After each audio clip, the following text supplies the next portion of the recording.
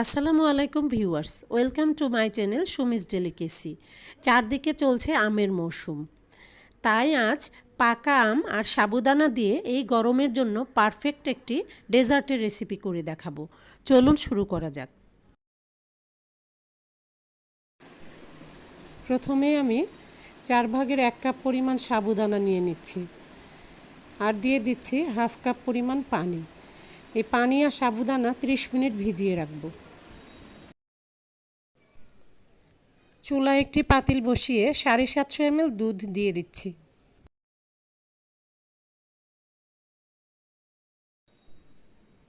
আরও দিয়ে দিচ্ছি হাফ কাপ পরিমাণ গুঁড়া দুধ।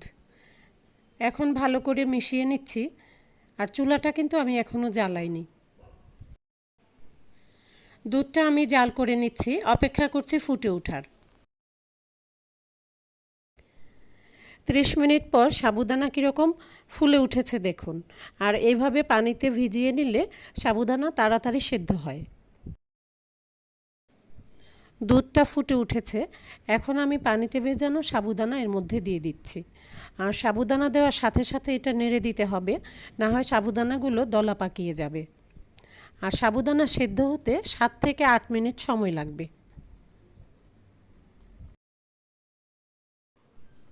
প্রায় 8 মিনিট আমি সাবুদানা জাল করে নিয়েছি। দেখুন কীরকম ট্রান্সপারেন্ট হয়ে গিয়েছে, সাবুদানাটা ভালোভাবে সেদ্ধ হয়েছে। এখন আমি এর মাঝে দিয়ে দিচ্ছি হাফ কাপ পরিমাণ চিনি। এই চিনিটা আপনারা আপনাদের স্বাদ অনুযায়ীও দিতে পারেন। সাবুদানা সেদ্ধ হওয়ার পর চিনি ব্যবহার করতে হবে, না হয় সাবুদানা কিন্তু সেদ্ধ হবে না। চিনি দিয়ে দেওয়ার পর সাবুদানা কিন্তু আর গলে যাবে না, আর আমি 2-3 মিনিট জাল করে নিব। এখন দিয়ে দিচ্ছি 1 চিমটি পরিমাণ লবণ।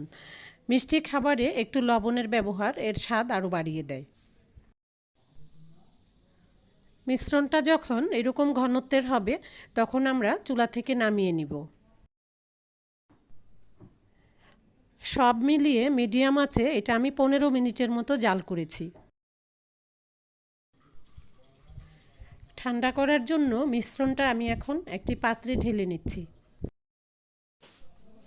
দুধের মিশ্রণে যেন সর না পড়ে, এজন্য মাঝে মাঝে এরকম আলতোভাবে নেড়ে দিতে হবে। এখন এই মিশ্রণটা ভালো মতো ঠান্ডা হওয়ার জন্য আমি ফ্রিজে রেখে দিব। এখন আমি আমগুলো কিউব করে কেটে নিব, আর এই জন্য আমের স্লাইসের উপরে ছুরি দিয়ে আঁচড় কেটে চামচ দিয়ে তুলে নিচ্ছি।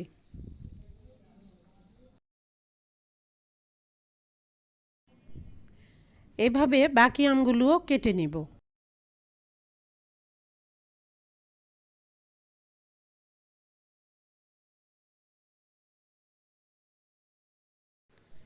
সাবুদানার মিশ্রণ আমি ফ্রিজ থেকে বের করে নিয়েছি।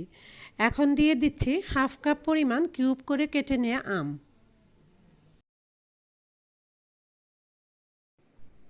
দিয়ে দিচ্ছি 1 টেবিল চামচ পরিমাণ বাদাম কুচি। আমি এখানে কাঠবাদাম এবং পেস্তা বাদাম ব্যবহার করেছি। আরও দিয়ে দিচ্ছি 1 কাপ পরিমাণ আমের পিউরি। আমটা আমি ব্লেন্ড করে নিয়েছি, আপনারা চাইলে কম বেশি করতে পারেন। সব কিছু ভালোভাবে মিশিয়ে নিচ্ছি।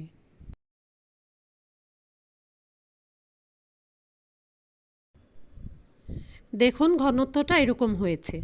এখন আমি এই ডেজার্টটা ফ্রিজে রেখে ঠান্ডা করে পরিবেশন করব। পরিবেশন পাত্রে আমি ঠান্ডা ঠান্ডা ডেজার্টটা ঢেলে নিচ্ছি। উপরে কিছু আমের টুকরা আর পুদিনা পাতা দিয়ে আমি গার্নিশ করে নিয়েছি। কেমন লাগলো আমার আজকের এই ডেজার্টের রেসিপি?